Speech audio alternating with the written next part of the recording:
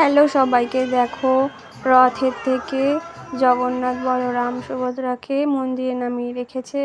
আর এখানে প্রীত রথে উঠে গেছে, উঠে একটু ছবি তুলে নিল, তুলে তারপরে আবার নেমে আসছে। এসে আমরা ওখানে ভিডিও করে নিলাম রথের সাথে। আজকে হচ্ছে উল্টো রথ বলে কথা, ও রথে একটু পুজো দিতে আসবো না সেটা কখনো হয়?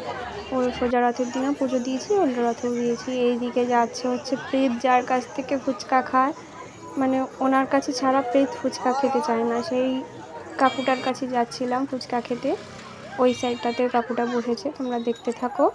দেখো প্রীত কি খুশি হয়েছে ওই কাকুটাকে পেয়ে। পেয়েছিস তুই তোর মনের মতন ফুচকা? বল পেয়েছিস কিনা। তোমাদের জন্য একটা সুখবর আছে, বৃহস্পতিবার অবধি মেলা রয়েছে। আমি যাদের আকাশে চলে এসে পড়েছি। আমার বরমশাই পাশের থেকে হচ্ছে কুলফি কিনে খাচ্ছিল, আর আমার গনুও খেলো কুলফি কিনে। আমরা বাড়িতে চলে এসেছি খেতে খেতে।